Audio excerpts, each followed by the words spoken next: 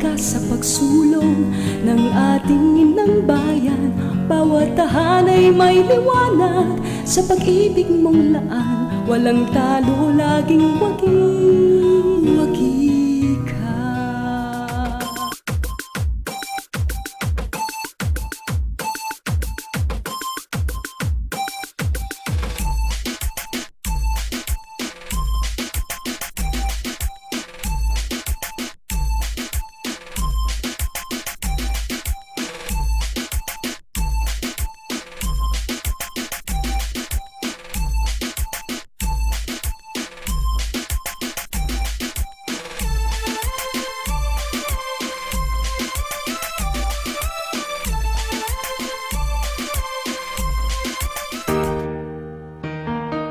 Walang lipunan na gugustuhing mapag-iwanan sa larangan ng kaunlaran.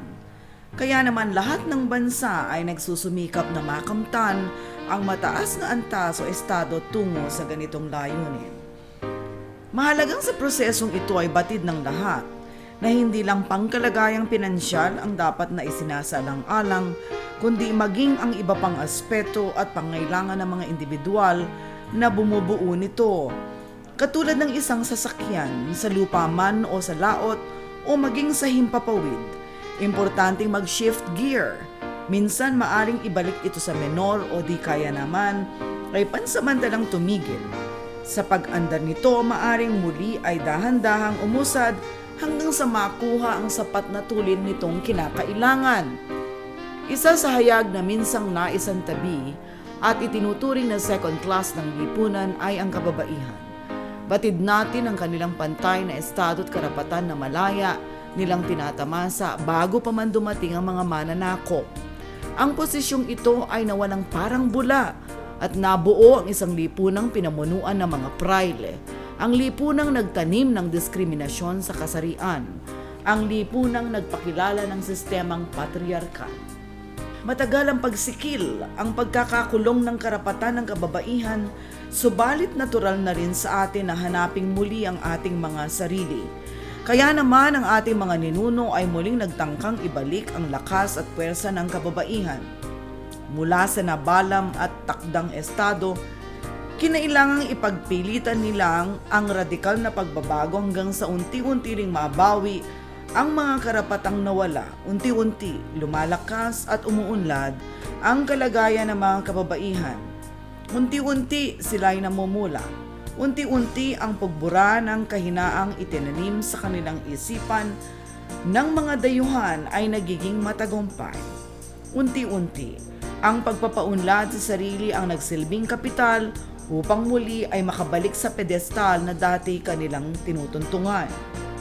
Ang pagyakap sa pagbabago kaugnay ng oportunidad na handog ng lipunan ay magiging matagumpay lamang kung ang isang tao ay may sapat na kapital at lakas upang ito ay harapin.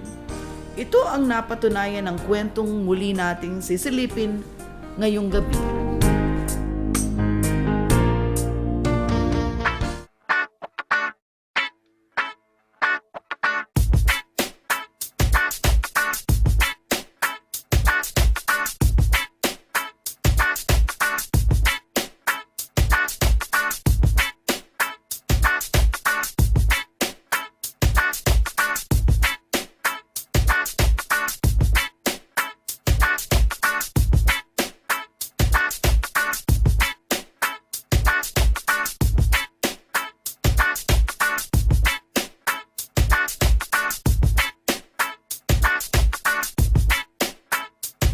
Para sa ating panauhin ngayong gabi ang isang payak na pangarap na pinagsikapang makamit ang magiging kasangkapan upang siya'y maging tunay na biyaya sa kanyang mga kababayan, lalo na sa mga taong nabigyan niya ng bagong kulay ang kahulugan ng buhay.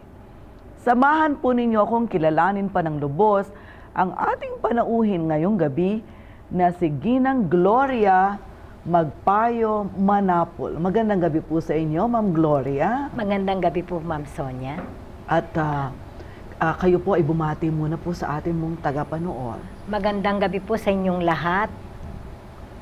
Ma'am, kayo po ay naging policewoman? Yes, Ma'am. Pero ngayon kayo ay talagang ilang taon nang nagsisilbi bilang isang parang community affairs officer. Tama po ba yun? Yes, ma'am. 10 taon na po. 10 taon na po. Napakarami yung natulungan. Nabasa ko yung inyong kwento eh. Opo. Pero simulan natin yung kwento ninyo. Simula nang kayo ay ipanganak. Di ba? Opo. Sino po bang inyong mga magulang at saan ba kayo ipinanganak? Ang magulang ko po ay si Francisco Magpayo at ang nanay ko po ay Tubong Arayat, Pampanga, si Romana Tunggol. Teka muna, mga Magpayo. Merong isang kilala na paborito nating talent sa radyo, hindi ba? Isang mahusay na broadcaster, si Tia Deli. Opo. Okay. Ano po siya ng inyong ama? Siguro po mga kamag-anak nila Kasi yun. Bulakenyo siya, Opo. di ba? Oo.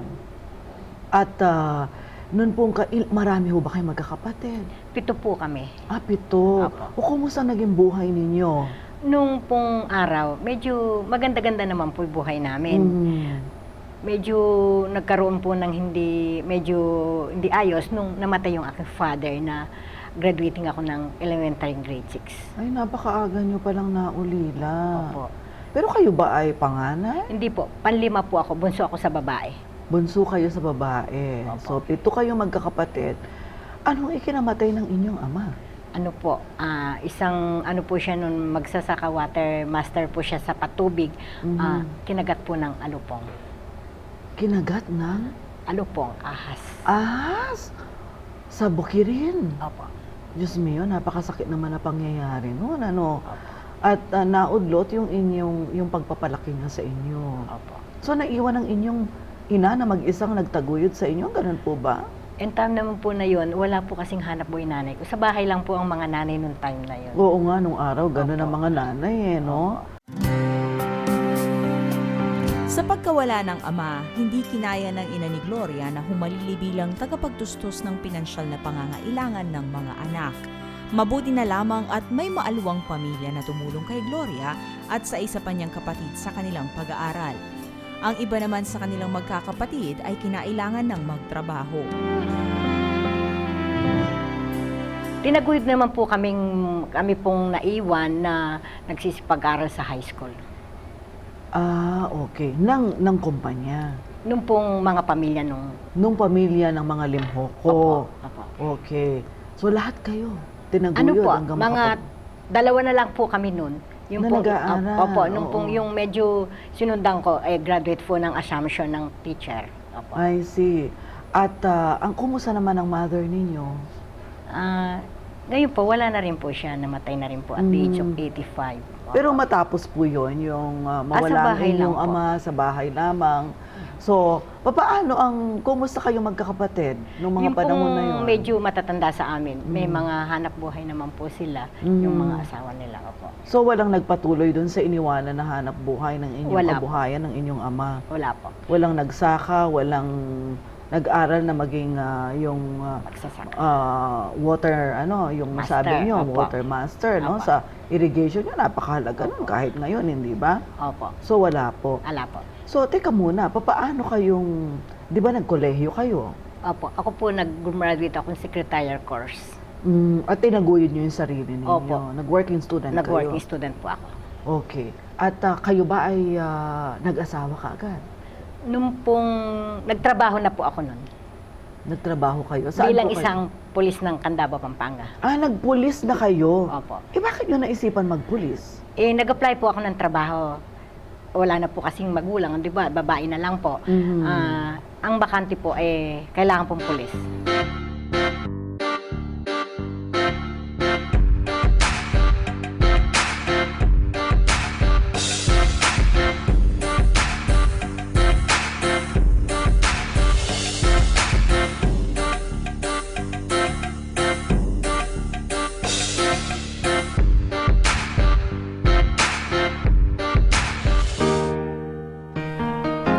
Job mismatch.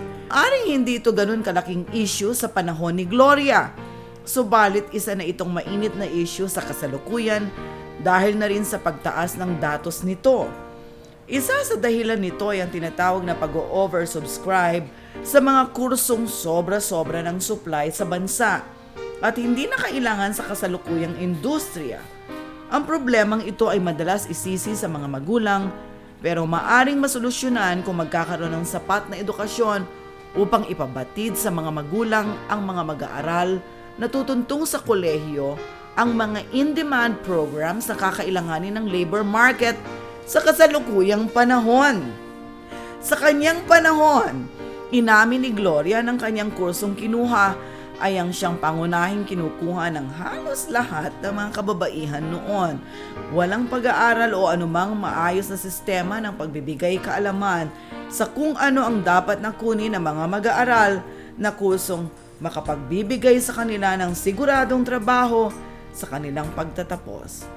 Sa pag-usad ng panahon, maging ang pangangailangan at mismo oportunidad ay nagbabagong anyo rin. Lahat ay dapat itong tanggapin.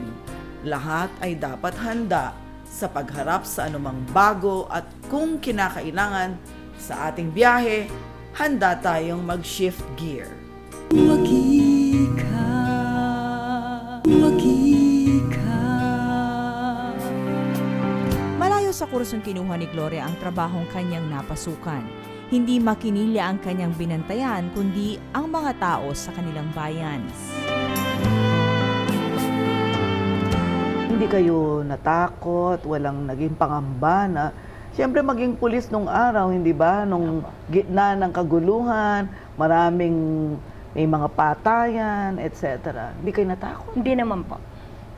Eh, sino inspirasyon niyo sa pagpupulis? Ala po, basta po gusto kong magtrabaho, yun po ang naka-open. So, hindi kayo namili, kumbaga. Hindi po ako Basta namili. sinunggaban nyo yung available Na pwede akong tanggapin. Mhm. Opo. Mga magkano naman yung sweldo nyo? Nagsimula po ako sa 90 pesos nun. 90 pesos? Opo. Tapos naging 180. 90 pesos isang buwan? Opo. Diyos ko. Eh, mahalaga pa po ang pera nun. Sa bagay, ano? Opo.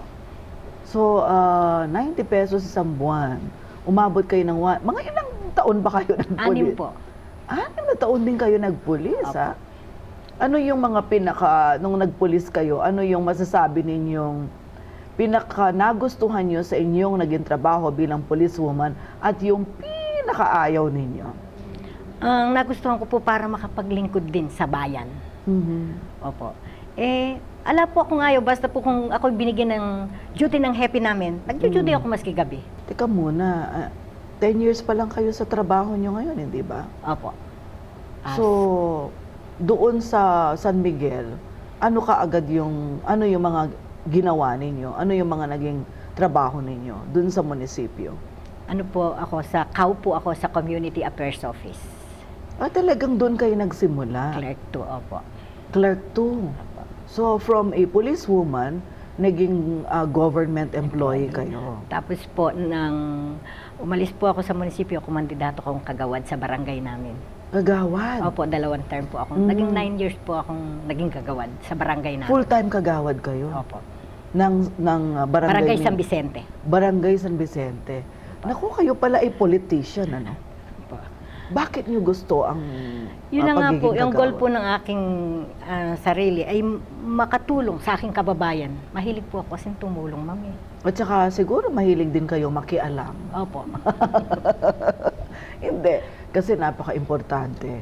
Sa anumang panahon na tayong mga kababaihan, maging ang mga kalalakihan ay nagmamalasakit at nakikialam sa affairs ng community, hindi ba? Opo. Ang pinakawalang kwentang tao daw yung walang paki, Opo. di ba? Kanya magandang adjective yung paki-alamera kung tutuusin. Opo. So, hindi kayo nanghihinawa sa ganon, yung maya't maya, araw-araw, oras-oras, merong lumalapit sa inyo, humingi ng tulong kahit na konting ba. Kasi kayong unang aabutin eh. Opo. Kayong nasa barangay eh. Hindi. Hindi naman po. Masayang-masaya ako pag po ako'y nakatulong sa kapwa ko. Maski maliit na bagay Kanino lang po. nyo naman na yun sa palagay ninyo sa inyong Sigur- mga magulang? Opo, sa father side ko po. At mother side ko, parang mahilig sa politika. So, mga ninuno. Nasa dugo Opo, nasa dugo. ninyo. So, paki-describe ninyo, kwento ninyo, bilang isang kagawad, ano yung inyong typical day mula umaga hanggang gabi? Sige nga, anong oras kayo nagigising, anong oras kayo natutulog? Kwento nyo sa ating mga tagapanood, yung inyong typical day bilang isang politician sa barangay? Wala pong umaga, wala pong gabi, basta po lumapit ang tao sa akin. Ako po yung nakandang tumulong, maski po hating gabi gigisingin nila ako. Hindi ako sasama. Lalo na po sa may nanganganak, merong sumakitan siya, pa-o-opera, yun po. Nakahanda po ako maski anong oras. Kaya po pinasukan ko yung paglilingkod sa bayan. Makulay din ang naging takbo ng karera ni Gloria. Iba't ibang larangan man ang pinasok, iisa lamang naman ang naging common denominator ng mga ito. At ito ay ang serbisyo publiko. Mukhang kayo po, dun sa kwento ninyo, nabasa ko yung inyong kwento talagang mahal na mahal nyo ang public service. Opo. At buong buhay ninyo, liban sa pagiging mabuting magulang sa inyong mga anak at mabuting asawa, kayo po ay mabuting kapitbahay. Opo. At yun po rin ang sinasabi ng mga taong natulungan ninyo. Opo. Balak nyo bang gawin ito sa habang panahon? Balak ko po, basta po ako'y nabubuhay. Maski po wala po, sa kasalukuyan po ngayon, hindi na po ako kagawad. Pero po, may time na pumupunta sa akin yung mga tao, nagpapatulong. Tinutulungan Pero kasi po. itong trabaho ninyo for 10 years na ngayon ay Opo. ganun din Opo, ganun nga Public po. service pa Opo, rin. ganun nga po. So itong trabaho nyo na ito, ano po yung particular na posisyon na hawak ninyo? Bilang Pangulo po ng Pambayan ng Kababayang Barangay ng Bayan ng San Miguel. Meron po kaming 49 barangays, meron pong 49 chairman bawat, may mga member sila. Wari po, 49, ako ang pinakapangulo nila. Ng buong Ng San Miguel. San Miguel. Opo. At meron kayong mother chapter, yung probinsya? Wala po. Wala. Basta po San Miguel po kami. Yung buong San Miguel, Opo. ano. At ito pong inyong ginagawang ito, full-time ito. Opo. Itong pagiging presidente niyo ng samahan ng mga kababaihan. Ito Opo. po'y voluntaryo. Opo. At paano kayong nahahalal? By chairman po. Pag po every 3 years, 4 years ganun po. Pero 10 years na kayo. Opo. Nung pong una, nag-eleksyon kami. Nanalo pa rin. Pangalawa, nag-eleksyon po. Siguro po, sa nakikita nilang, masipag po ako talaga. Mukha nga ho, napakasipag ninyo kasi kung hindi kayo masipag, hindi naman kayo nila ihahalal ng tuloy-tuloy, hindi ba? Siyempre, ang pag-iisipan nila, paano kayong papalitan? Opo. Di ba? Kahit Actually ngayon, po, mula kung paano kayo hindi mapapalitan, yun yung problema nila. Actually po, mula pong akong naging Pangulo, yung pong iniwan ng aming dating coordinator na namatay na, dating district supervisor, Emma Santa Ana, ipinagpatuloy ko po, mas hinigitan ko pa yung kanyang mga ginawa. At puring-puri pa si Emma Santa Ana Opo. sa mga nabasa ko. At ito'y nahigitan ninyo. Ano ho yung mga ginagawa nitong inyong asosasyon? Ikwento nyo sa ating mga tagapanood. Ang samahan po ng kababayang barangay ay mga livelihood po yan. Kagaya po ng pag-aalaga ng baboy sa kanilang bahay para po tulong sa kanilang pangkabuhayan. Meron po kami ng goat dispersal. 16 na barangay po ang mga meron doon. At meron po kaming Carabao dispersal na bigay ng Arellano University na meron po kaming 4 na barangay pero may pilot kami Batasan Matanda. Sa pamumuno po ng aming Kababayan Development Foundation, si Binibining Clotilde Manuson. So, sa ngayon po, nung May 30, May 25, nagpamigay po akong 11 baka. Bigay naman po ni Secretary Alcala bilang livelihood po namin na galing po sa dairy na ginagatasan. At puro kayo kababaihan. Opo. Ang nag-aalaga naman po mga asawa, anak. Ganun po. Ngunit itong proyekto na ito ay Para ang sa- nangangasiwa ay mga babae. Opo, mga babae. Okay. At kayo ang nangangasiwa ng kabuuan Opo, ako po nagmamonitor. dito sa mga ganitong gawain. Project, opo. Talagang pangkabuhayan lamang ang inyong ginagawa. Opo. Paano ho yung paano yung na-access yung mga pondo, yung mga halimbawa, yung mga animals, etc. Kayo ay nakikipag-usap, Opo, sumusunod. nagre-request po Mhm. sa mga po pwedeng lapitan. At marami na siguro kayong kakilala. Opo. Hindi ba sabi nila pag wala kayong track record, hindi kayo papansinin? Hindi naman po siguro. Kasi po malaki asosasyon namin. Mm. Sa 49 barangays, meron po kaming 49 chairman. More or less po, may 7,000 po kaming members. Kasi po, 18 pataas. 7,000 members! 18 pataas po, member ka ng kababayan barangay. Makika, makika. Ang Kababaihang Barangayo KBB ay isang people's organization na itinatag ng nooy pangulo nito na si Emma Santa Ana kasama ang iba pang kababaihan ng San Miguel, Bulacan noong 1977. Inumpisahan nito ang iba't ibang mga livelihood projects para sa mga kababaihan. Taong 1979 nang maghandog ng tulong ang United Nations Development Fund for Women o UNIFEM at ng Canadian International Development Agency o SIDA sa KBB bilang pilot project para sa economic empowerment ng mga kababaihan. Tinulungan ng mga nasabing organisasyon ng mga kababaihan sa San Miguel na makakuha ng sapat na kaalaman upang makapagtaguyod ng agribusiness. Nakapagtanim din sila ng mga mangga at ito ay lumago. Lalo pang umunlad ang kanilang kabuhayan nang sila ay naging pinakamalaking subcontractor sa bansa sa pag-e-export ng stuffed toys.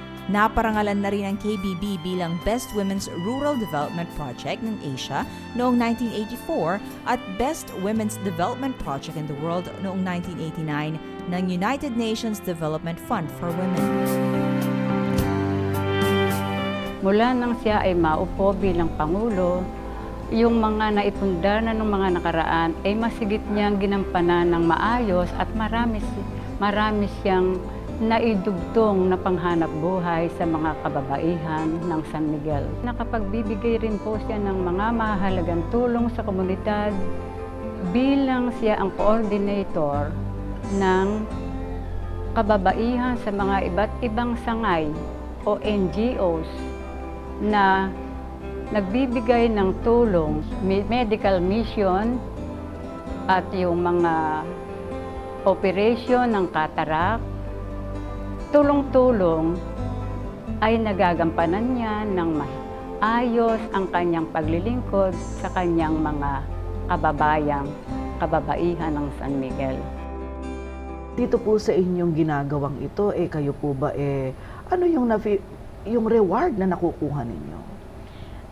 Yung pong parang masaya ka lang po, Mhm. nakatutulong ka sa mga kababayan mo, Mhm. sa kapwa mo mga babae. Yun po. Pero siyempre meron din kayong mga personal na pangangailangan, Opo. hindi ba? Opo. So, sino po nagsusupport sa inyo? Meron po kami po sa aming opisina na meron po kaming yung po bang livelihood na pananahe. Mhm. Yun po, doon po nanggagaling yung aming pangsuporta sa mga pangangailangan ng aming samahan. I see. Opo. At kahit papaano meron kayong honorarium. Opo. Kasi kung wala naman kayong honorarium, papaano kulang pa sa kailangan tustusan nyo pa yung inyong pamasahe at saka yung inyong personal na pangangailangan, hindi ba? Kayo may mga kinikilala naman ng gobyerno itong inyong efforts. Kayo ba ina-award naman? Nabibigyan ba kayo ng parangal? Opo. At saka po, ang malolos po, tsaka po yung mayor namin, sinusuportahan din po kami. Ang pagkakasali ni Gloria sa KBB marahil ang pinakamaituturing niyang tagumpay sa kanyang propesyon. Dito niya nadama ang ibayong kaligayahan. Ito ang bumuo sa nawawalang bahagi ng kanyang pangarap na nais matupad lalo na nang siya ay mahalal bilang pangulo ng organisasyon. Kayo po, sa inyong pag-oorganisa, siyempre may sama din kayo ng loob. Sabihin, hindi lahat puro saya, hindi ba? Ano yung mga pinakamahirap na dinaanan ninyong yugto dito sa ganitong klase ng pagtulong sa kapwa? Yung pong magka-medical mission, magbabarangay ka po, yung maghapon naghahanap ka ng kailangan nyo yung may target po kayo kasi actually po noon, in-sponsor kami ng Rotary West Makati nung mag-medical mission po kami sa San Miguel. Maghahanap ka ng 100 putulang paa para madugtungan, 400 mga katarata para papa-operahan. 400 may katarata, Opo. 100 putulang paa. Opo. Yan ang hinahanap ninyo. 100 mga hairlip yung po bambingon. Diyos Yung po. mio. Naglalakad po kami sa Talagang barangay. susuyurin nyo nga ang buong San Miguel. Eh, ibig sabihin kayo na ang pinakalayas na babae sa balat ng San Miguel. Opo. Pero inyo, naiipon nyo yung ganun karami. Opo, naiipon po Maria namin. Jose, napakagaling nyo naman manggalugan ng mga barangay. Yung pag po monthly meeting namin, sinasabi ko sa mga chairman ko na maghahanap kami ng ganun. Yun po. Pag Diyos pa kokonti lang dumating, maglalakad Teka po muna, kami. 100 putulang paa, 100 bingot, 4 na raang may katarata. Opo, napa-opera po Ilang araw namin. nyo yung hinahanap? Matagal-tagal din ho, buwan din ho yun. Buwan Hanggang sa din. ngayon po, kahapon lang po nilabas ko yung pina-opera ko sa Baliwag kay Dr. De Jesus ng katarata. Naku, alam nyo ang tawag dyan. Yun daw nakukuha yung saya. Ang tawag doon ay psychic reward. Sabihin, hindi nyo man nakukuha sa material na blessing, nakukuha nyo doon sa, yung nakukuha nyo yung peace of mind, yung inner beauty. Hindi ba? Kayo'y binibiyayaan ng Diyos kapag kayo nakakatulong sa kapwa. Eh sabi nila, sa ganyang trabaho din may intriga. Ay, opo, talaga pong ganun, maski saan ka Eh, pumunta. how do you handle yung mga intriga po? Okay lang po, talagang ganun ang isang namumuno. Wala pa kayong, hindi kayo napapaaway. Hindi naman po. Depende po sa intriga. Mm. Pag po kasi sa politika man po talagang basta pinasukan mo yan, lahat ng intriga May intriga. nando. Para pong isa kang artista. Oo nga, totoo yan. Di ba? Pero kayo ba, hindi kayo nagbalak na tumakbo for a higher position, halimbawa, maging kapitana ng barangay, o kaya konsihala, o kaya mayor? Last 2000, 2007. Yung Tumakbo pong last, kayo? tumakbo po akong kapitan. Opo. At Hindi tayo pinalad. Wagi ka.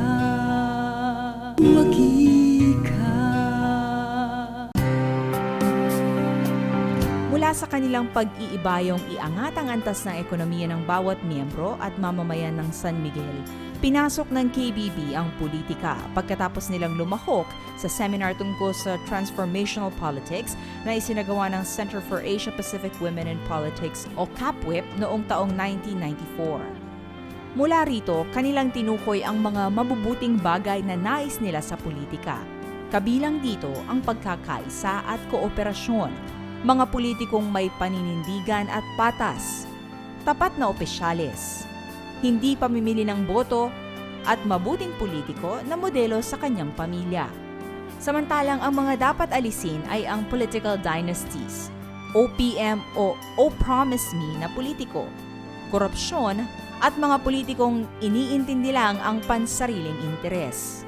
Ang ilan sa mga miyembro ng KBB ay nahalal bilang mga public officials, subalit nang si Gloria ang sumubok sa mas mataas na pwesto, hindi naman siya pinalad. Pero hindi ito naging dahilan ng panghihina ng kanyang loob.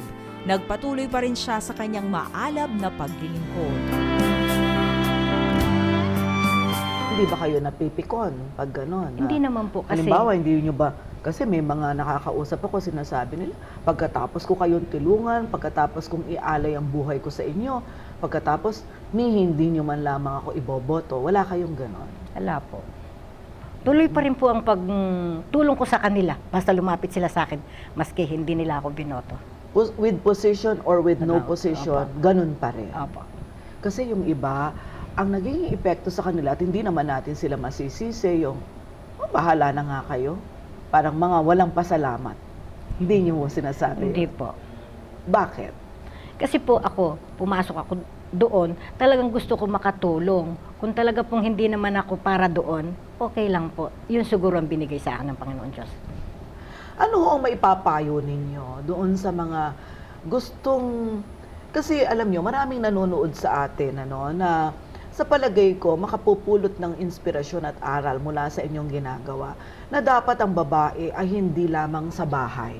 Apa. Kailangan matuto rin siya na magmalasakit sa larger community. Apa. Sabi nga, dapat mahalin natin una sa lahat ang ating pamilya because charity begins at home. Apa. Pero dapat naman hindi lang ang pamilya. Apa. Kailangan kapitbahay at komunidad. Payuhan nga po ninyo yung ating po mga kababaihang nanunood para gayahin po nila ang inyong waging example.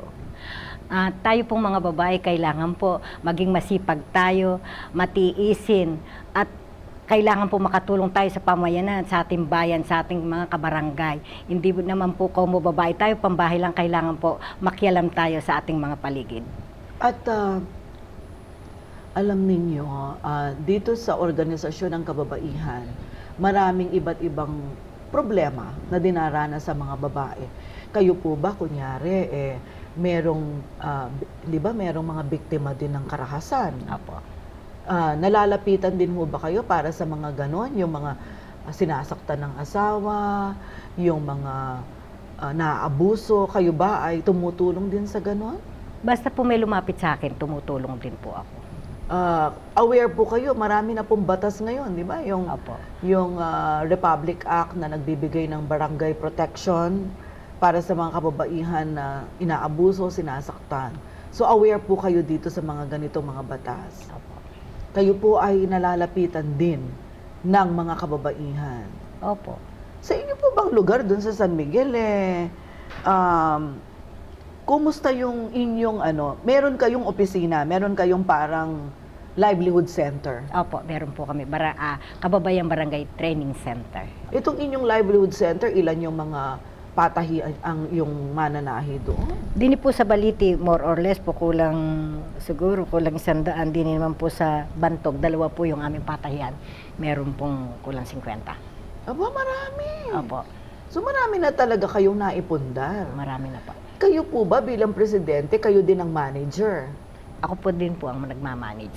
Ay, Ilan po kailan- kaming nando doon, mga 3-4 ganun, na So, pumapasok isa sa niyo office. natutunan yung management skills ninyo? Minana na rin po sa aming mga naunang mga naging pangulo at naging coordinator. Hindi nyo naman siguro Nagseseminar po napapabayaan yung inyong, let's say, nag-i-skills training din kayo, nagsiseminar din kayo para lalong gumanda yung capacity kayo, para lalo nyo ma-manage yung inyo pong hinahawakan dahil malawak-lawak ito. Opo. At kayo po 10 years na dito kanyo. Pwede pa ba kayong tumakbo sa susunod? Depende po. Ano pong ibig nyo sabihin na depende?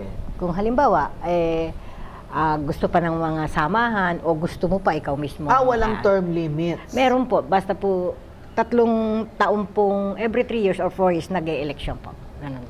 Basta ma-e-elect ka, Apo. kahit na paulit-ulit kang na-e-elect, Apo. okay lang. Opo. Nagkakampanya ba kayo? Hindi po. Ay, Basta po by chairman lang po. I see. So hindi ka mukha sa nagkakampanya ka pa, gagastos ka, mamimigay ka, etc. Parang popularity contest, hindi po siya ganon. Hindi po ganun. Mas nandun sa kung gusto ka ng miyembro, Apo. ikaw pa rin ang mahahalal. Apo. Teka muna, buong San Miguel yon, ibig sabihin sa San Vicente, kailangan ikaw ma-elect. Opo. Para ma-elect ang pambayan. 49 kayong E-election. mag-e-eleksyon. Opo. Sinong boboto sa 49? Di kayo pong mga Kayong pangulo. 49. Opo, kayo Pipiliin nyo kung sino magiging Yung presidente ninyo, Opo, mga vice officer. president. Ganun. Okay. Pero dun sa baba, doon ka sa barangay pipiliin. Opo. So halimbawa, dun sa barangay ng San Vicente, ilan ang boboto sa iyo? Yung po mga members, 17, 20, ganun. Pagka naboto ka. Ngayon, pwede kang lumahok pambayan. Ganun. I see. Pero wala siyang equivalent sa provincial level. Wala naman po. Wala. So parang, sa San Miguel lang ba may ganyan o lahat ng... Meron na po rin sa ibang bayan. Nagtayo na rin sila ng parang samahan ng kababayan. Pero kami po ang kauna-unahan sa bayan ng San Miguel mula noong 1977 hanggang sa ngayon. Matagal kasalukuyan. na, Opo. no? So 77, hanggang ngayon, nakakailang taon na ito? May 3 dekada na, ma'am. 3 dekada. 3 dekada ng pagpupunyagi upang maging wagi. Opo. Naku, Diyos mio. At sana yan tularan ng iba. Alam nyo kasi, yung daw samahan ng kababaihan, kanya hindi nagtatagal. Kasi, yung mga officers, siyempre, mga anak, Opo. di ba? Binabawalan ng asawa, o kaya, yung napapagod na, yun sa inyo talagang tuloy-tuloy. Hindi kayo parang dumaan sa isang period na tayo, buwag. Ay, Walang hindi. ganon. Ala po. Isang dekada na rin sa kanyang pamumuno si Gloria. Sa kanyang termino, lalong lumawak ang oportunidad na naihandog ng KBP sa mga kababaihan. Bukod dito, marami nang may cataract na gumaling at mga amputees na nagkaroon ng prostheses o artificial legs. Naging instrumento rin ng KBP hindi lang sa pagpapaunlad ng antas ng kababaihan, kundi maging sa pagpapalaganap na ang agrikultura ay isang maunlad na larangan kung lilinangin lamang. Napaunlad ni Gloria ang malunggay, mangga at dairy production. Matagumpay rin ang proyekto nila na Carabao Dairy Dispersal.